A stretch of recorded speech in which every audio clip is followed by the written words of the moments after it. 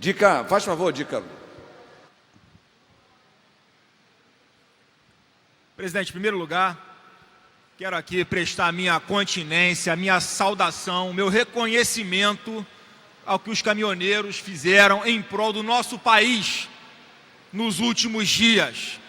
Nos tiraram de uma zona de impotência, de ver o governo fazer tanta besteira, roubar tanto o povo com altíssima carga tributária, sem entregar nada em troca. Inclusive eu, como parlamentar, fico agoniado, presidente, muitas vezes, de querer aqui votar para algum imposto ser reduzido, não criar novas taxas para alguns segmentos e, constantemente, quem pensa como eu, vários parlamentares aqui, mas só a minoria, somos derrotados.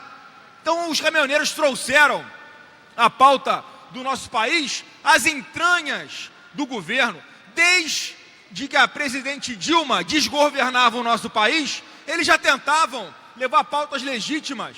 Inclusive, foi ela quem incentivou o consumo, a aquisição de caminhões movidos a diesel para incentivar a aquisição desse material, e ela dá com uma mão e tira com a outra, aumenta a carga tributária que vai sufocando os caminhoneiros.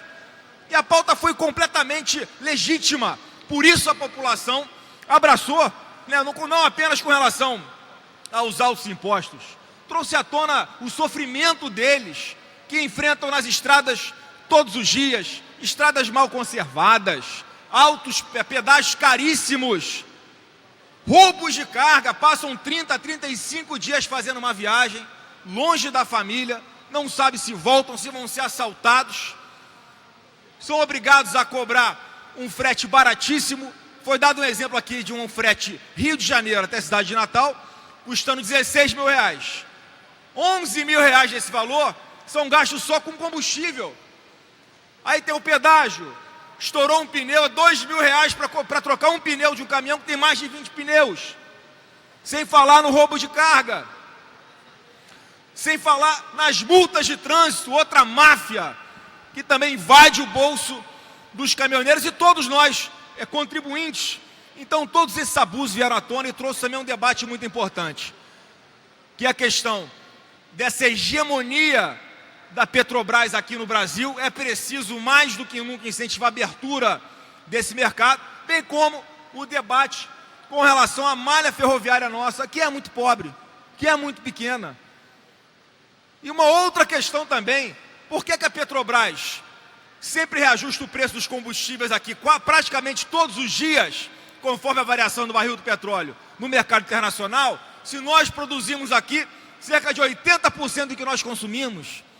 Por que não reajustam na proporção do que é importado de petróleo aqui para o nosso país?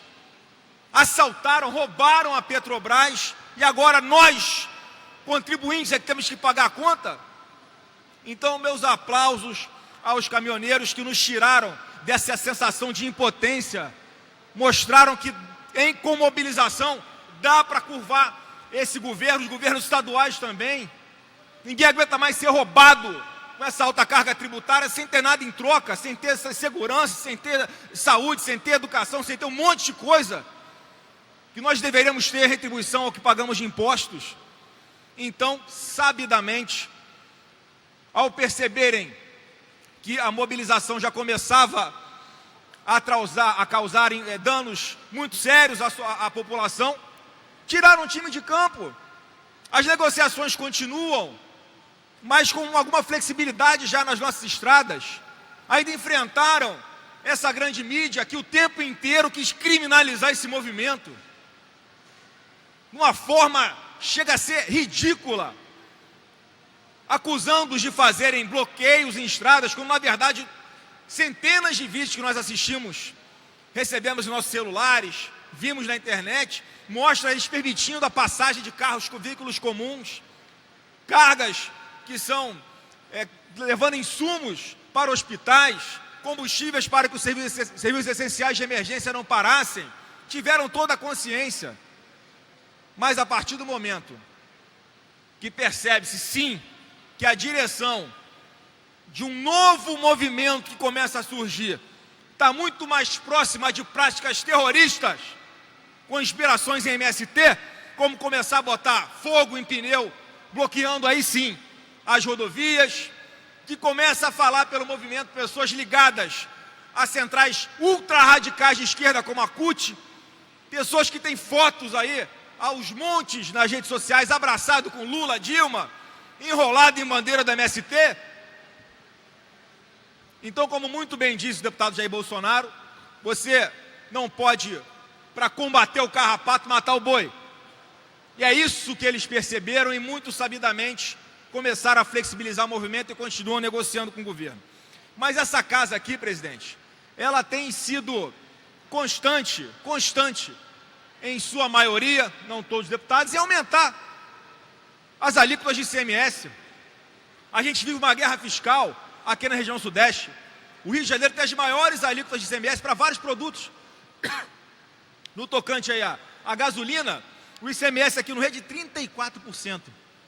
Nós aumentamos aqui o ICMS da energia elétrica para 32% para quem consome mais de 450 kWh, impactando diretamente nos micro e pequenos empreendedores que precisam de energia para movimentar os seus negócios. Então, presidente, eu fiz aqui algumas emendas, a principal dela no sentido de abaixar deputado, a alíquota de ICMS do diesel, não para 12%, mas para 11%, para que nós possamos competir com algum nível de capacidade ante a alíquota que é praticada em São Paulo, em Minas Gerais e no Espírito Santo. Toda essa gama de consumidores que estão nas fronteiras do Rio de Janeiro com esses estados acabam consumindo em outro estado, a gente perde a arrecadação. Então a proposta de passar para 11% é exatamente nessa linha, na linha de tornar o Rio de Janeiro mais competitivo e com isso, no longo prazo, aumentar a arrecadação. Porque infelizmente o governo só olha até dezembro. O governo Pezão, além de toda essa corrupção que é colocada sobre os ombros do seu governo, do governo passado, está mostrando que a incompetência dele está fazendo muito mal para o Rio de Janeiro. Ele não consegue pensar no médio e longo prazo, ele não está preocupado com quem vai ser o próximo governador, parece até que ele não é um morador do Rio de Janeiro, ele está acabando com a nossa arrecadação, está acabando com a competitividade do Rio de Janeiro, ele faz de tudo para chegar até dezembro. Mas, governador, a vida continua depois de dezembro, a vida continua depois das eleições, não destrua o Rio de Janeiro.